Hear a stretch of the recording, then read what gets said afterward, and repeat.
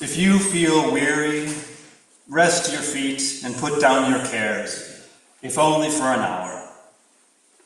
If you feel joyful, let your soul dance and be infectious in the best kind of way. But however you feel, wherever you are on life's journey, whatever you want to become in this oh so wondrous and struggling world, welcome. Welcome to you today, right now. Come, let us worship together. I invite you to rise and body your spirit to join our voices in our opening hymn, number 347, from the Gray hymnal, Gather the Spirit.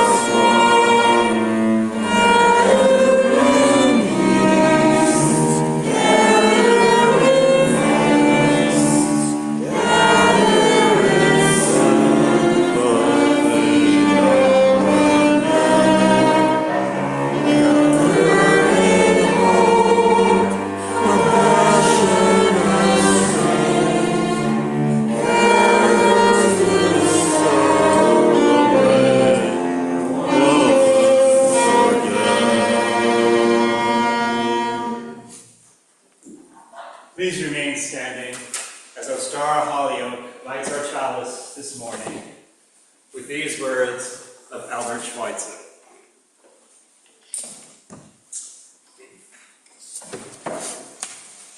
At times, our own light goes out and is rekindled by a spark from another person. Each of us has cause to think with deep gratitude of those who have lighted the flame within us.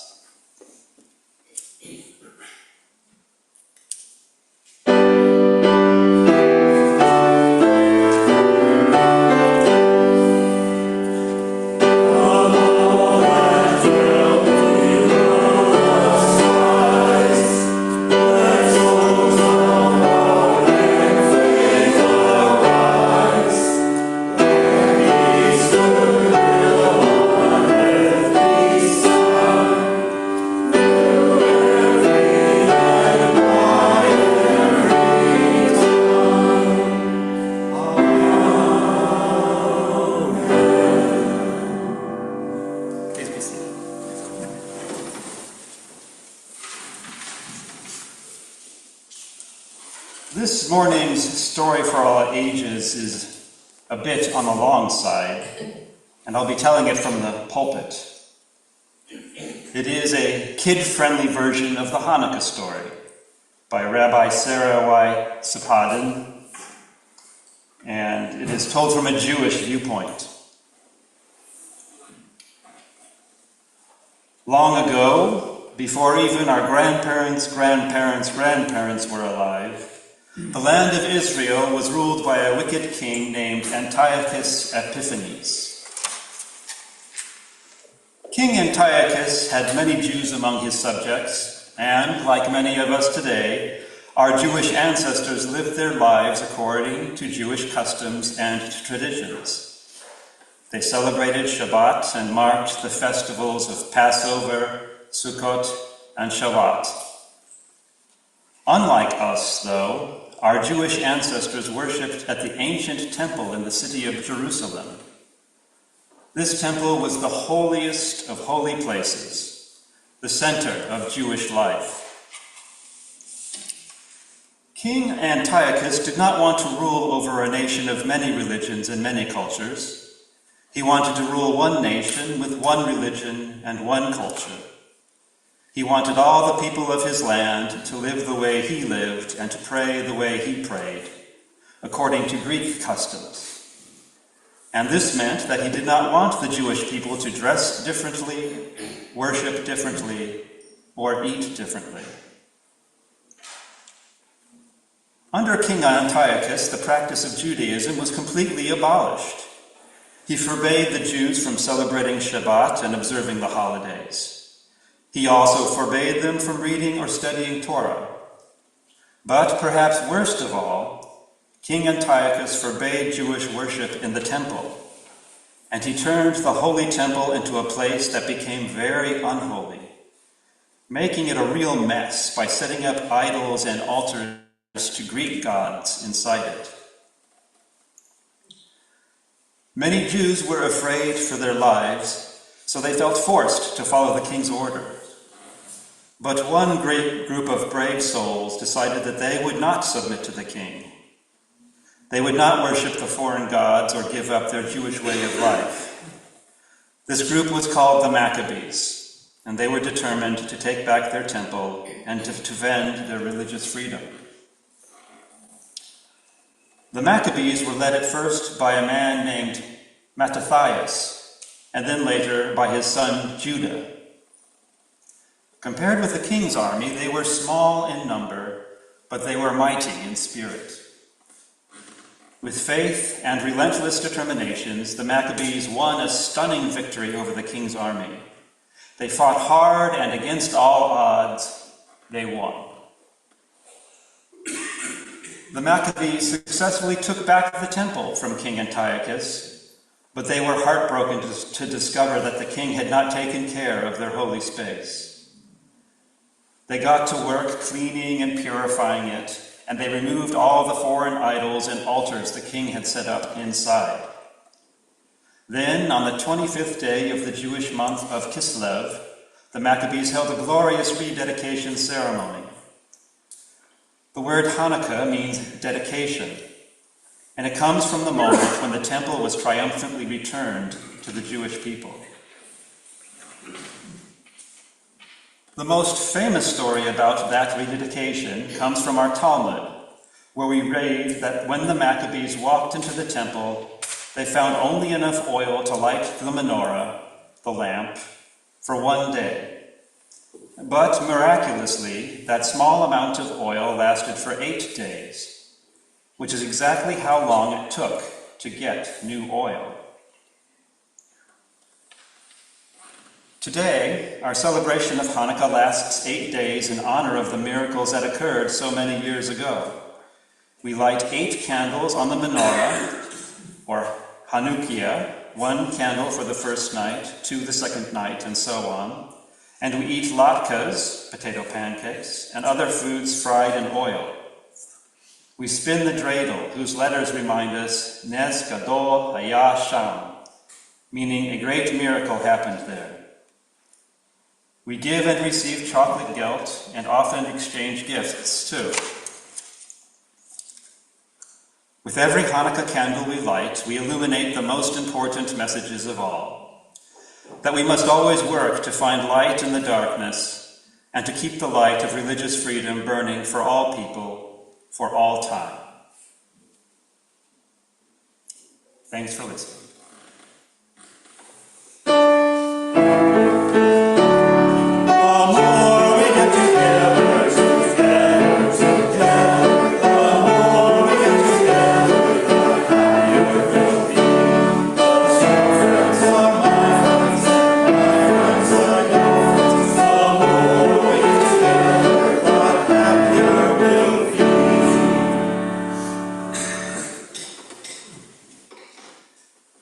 Please remain seated for our prayer hymn, number 123 from the Gray hymnal, Spirit of Life.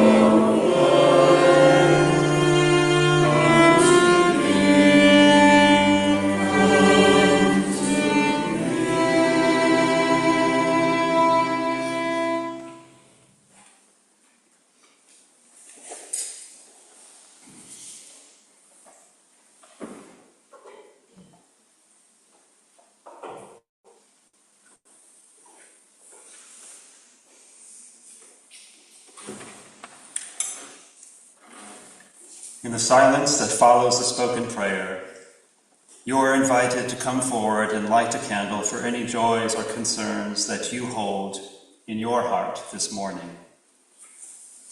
And we hold especially in our hearts this morning Amira Eldenari's cousin, Don Silas, as he navigates the terrain of mental wellness.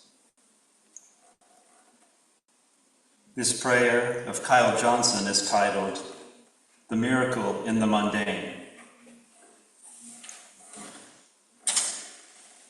O Spirit that moves in all things, great mystery, whose reach spans beyond the cold, distant edges of our universe and yet is present within the vast subatomic emptiness, coursing through every fiber and every breath of our being, and through being itself. Help us to see the miracle in the mundane, to see the crystal stars, the shape-shifting clouds, the patient trees, to see each other through fresh eyes, for it is so easy to forget what we truly are and what we have been given.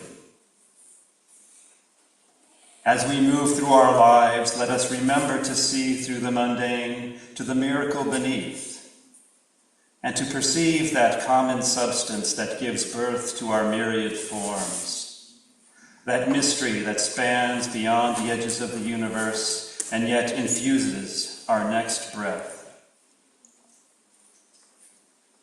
And let this foundational awareness guide us on our paths as we work towards peace and fight for justice, while always informed by a spirit of compassion.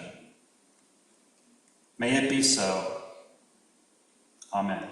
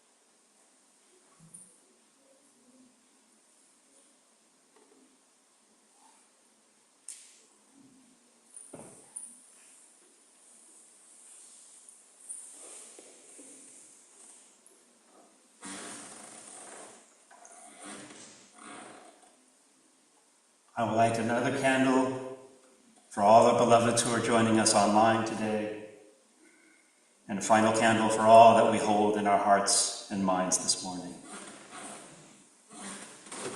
If your heart is hurting, know that your community is here to help, as is Reverend Jane.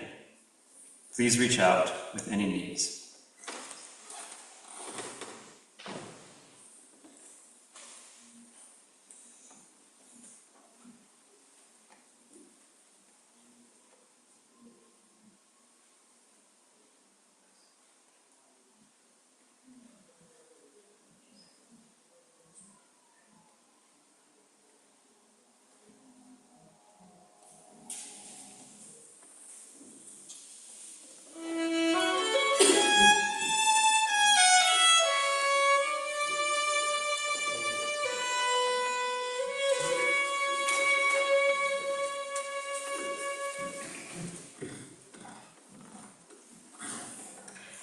A few minutes ago, our chalice lighting ritual served as a symbol of our coming together and of our being together in this sacred space. Now, the ritual of the offering reminds us of the great power that we have when we share with one another. Each of us gives our time, our talent, and our treasure, and by doing so, it is together that we make our church and its beloved community. For those of you watching the service online, you may contribute to a virtual offering plate using the donate button on our website, or by mailing a check to the church office. I invite the ushers forward to receive the offering.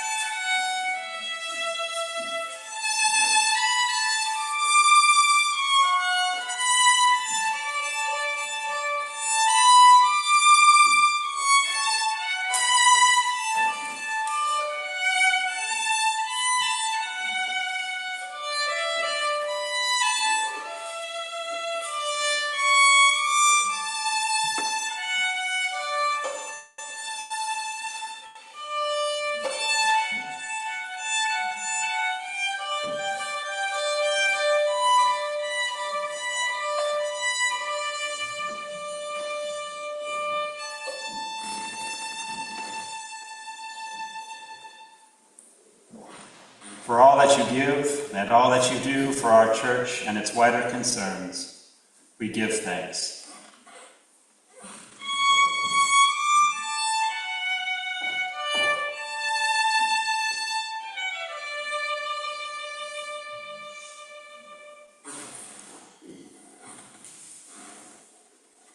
Our first reading this morning is from the book of John, chapter 6, verses 1 through 14.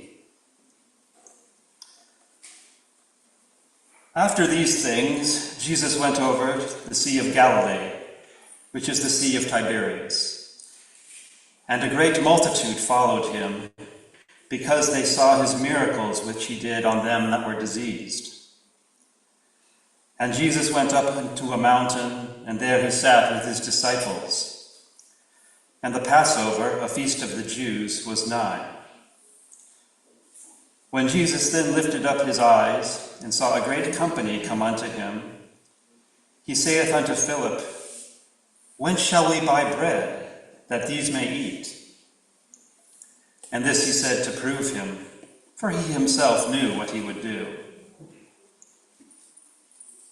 Philip answered him, 200 pennyworth of bread is not sufficient for them, that every one of them may take a little. One of his disciples, Andrew, Simon Peter's brother, saith unto him, There is a lad here, which hath 5 barley loaves and 2 small fishes. But what are they among so many?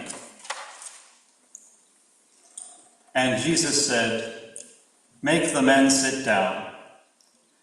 Now there was much grass in the place, So the men sat down, in number about 5,000.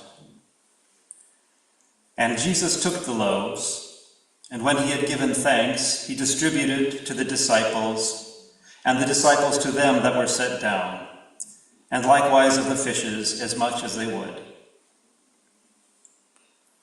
When they were filled, he said unto his disciples, Gather up the fragments that remain, that nothing be lost. Therefore they gathered them together and filled 12 baskets with the fragments of the 5 barley loaves, which remained over and above unto them that had eaten.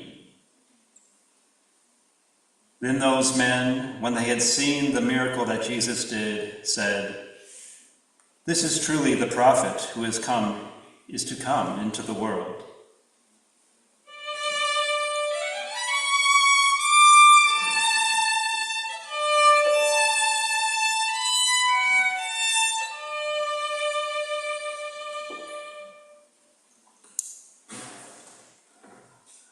And these the words of Reverend Gretchen Haley, lightly edited for clarity, from an article titled On Limitless Light, a Hanukkah Reflection.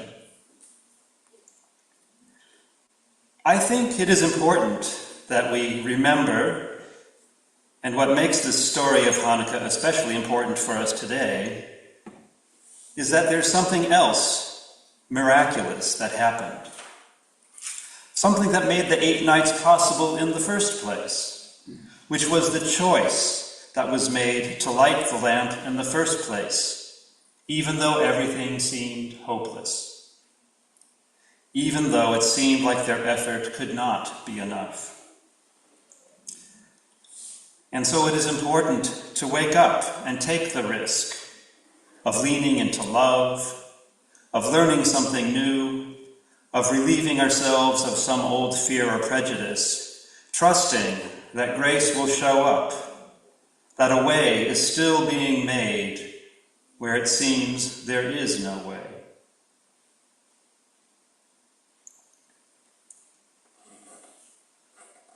I invite you to rise in body or spirit, to join our voices in hymn number 1053 from the Teal hymnal, How Could Anyone?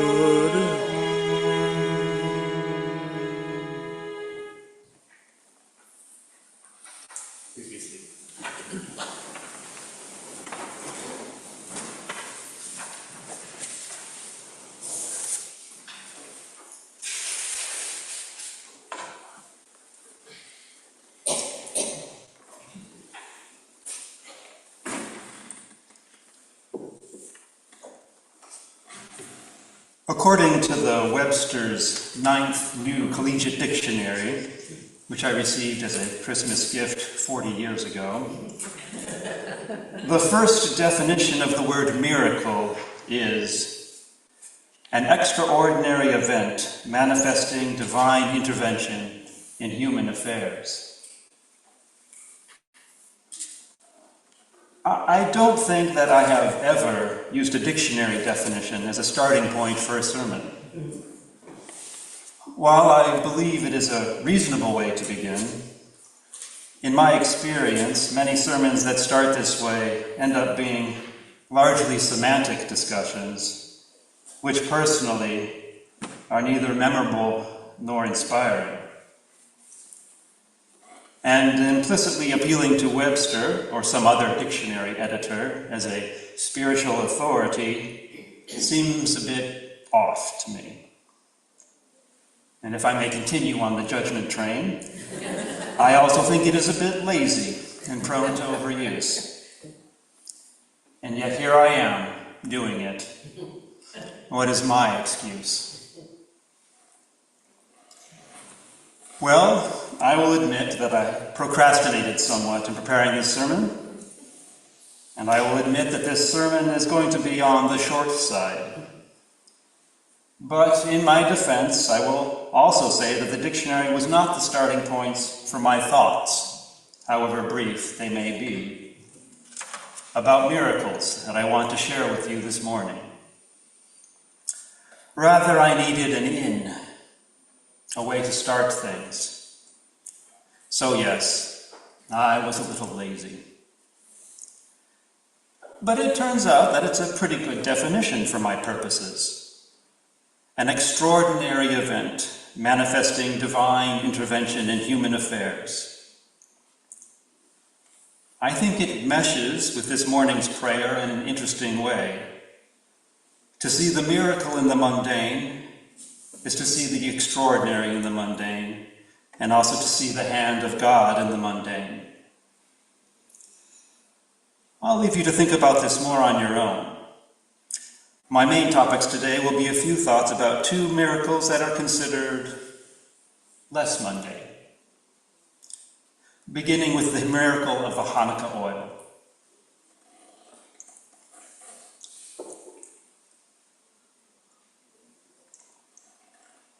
I don't remember when I first learned about the olive oil that burned for 8 days, when it should only have burned for 1.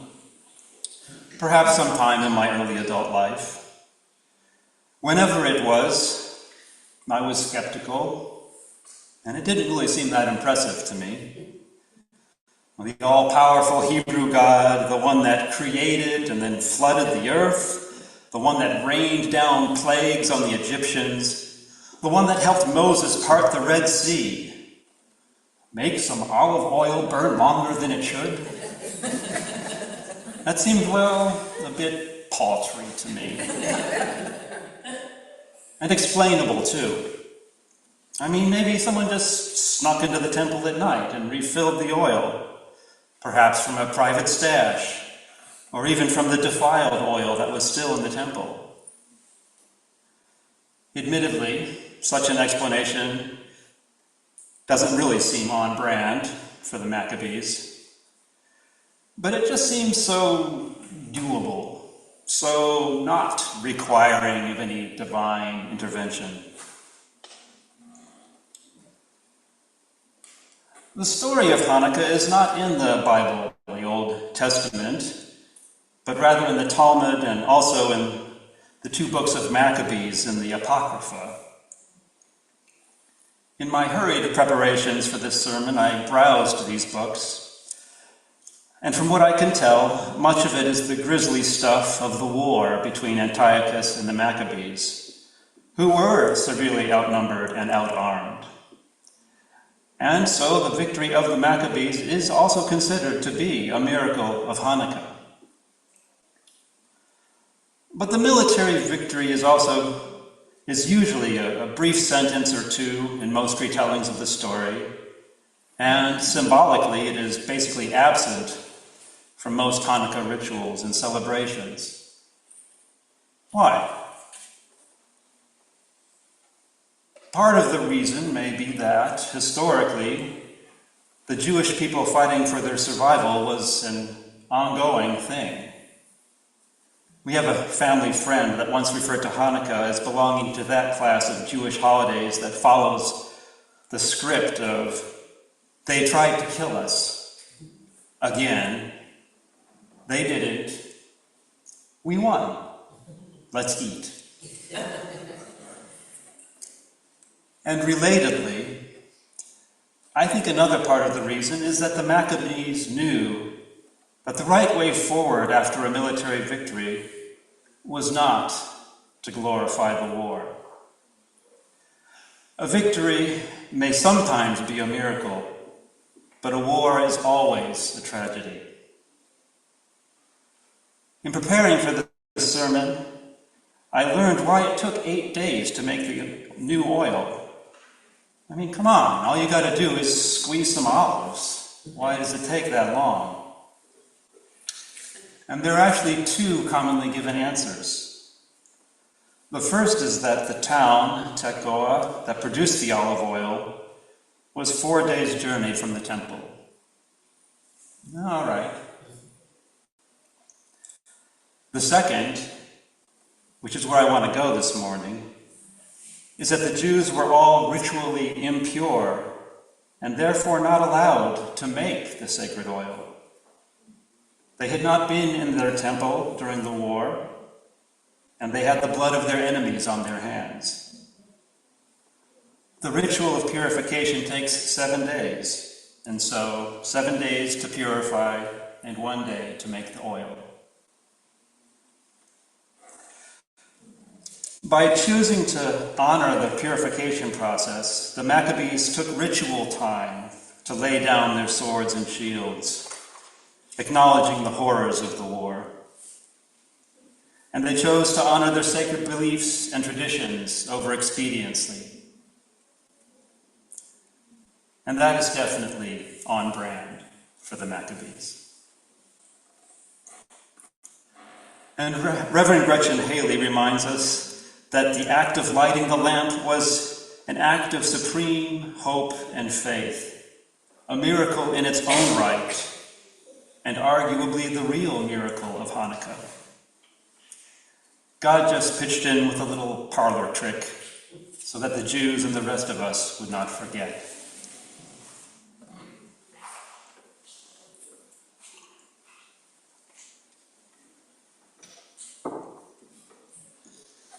All right, let us move on to the miracle of the loaves and the fishes. As a child, I attended a Unitarian Universalist church for a few years when I was in elementary school back in the 1970s. I never really thought of it as formative, and yet looking back, the few memories that I do have from that church are actually quite interesting. For instance, it was at this church that my mother pointed to a high school student playing the cello and asked me, "Would you like to play the cello?" The student, whose name was Indra Nieper, was my first cello teacher. I also heard, and it is surprising to me now that I remember them, a fair number of Bible stories, including that of the miracle of the loaves and the fishes. And I don't remember being that impressed by it. It just didn't seem very believable, and frankly, not that cool. Not like parting the Red Sea or walking on water. And just how long is it going to take to pass that basket around to thousands of people? But the loaves and the fishes is a big one. It is the only miracle, aside from the resurrection, that appears in all 4 of the Gospels. As usual, the differences between the versions are interesting to me. For instance, in the version told in Matthew, the multitude is 5,000 men beside women and children. That is 5,000 families. So maybe 20, 30,000 people or more in total. That is a lot of people to manage. shades of Woodstock come to my mind. The reason I chose the version of the story from John is the mention of the lad who has the initial 5 loaves and 2 fishes. It jives with an explanatory version of this miracle, not generally approved by the faithful, that goes something like this. Many among the multitude actually had packed a bunch of food and hidden it in their robes. And Jesus somehow knew this. By accepting the meager offerings of the lad and passing the basket, Jesus shamed those who had brought food into sharing it, refilling the basket as it made its way around and through the multitude. The explanation concludes that the real miracle was that Jesus got those who had more to share with those who had less. I like it. As the young people say, and as I learned on our highly successful TikTok, Riz. To be honest, I actually agree with those that believe that this explanation is neither scripturally nor theologically consistent. But this is Channing Memorial Church, Unitarian Universalist. And so I am glad to share it with you this morning. And I also have no shame in offering up a slightly different, but still theologically hinky take on it, which is this. What if we view the loaves and fishes not as material food for our bodies, but rather as a spiritual food of faith for our souls? The child offers up their meager faith, and because faith is not like material things, Jesus knows it will be enough. And so it is passed around for and shared by all. The souls of the thousands are fed on the faith of a child, and there are even leftovers. It is a miracle. There are, of course, other miracles, both within our holy texts and all around us, that are worth considering, worth pondering, worth reframing. And I encourage you to do so as you go about your lives. Because to do so, to look for the hand of God in both the ordinary and the extraordinary, is to live well. But for today, that's all I got. Told you it was going to be short. Amen. I invite you to rise and body your spirit, to join our voices in hymn number 221 from the Gray hymnal, Light One Candle.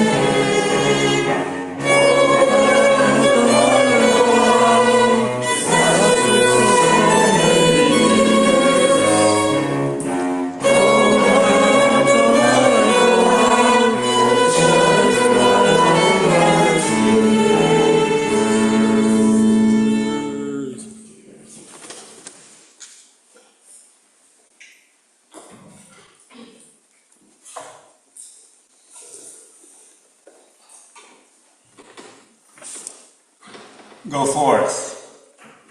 Have faith, for your light is enough. See the miracles, great and small, and be the miracles, great and small. Go in peace, and Amen.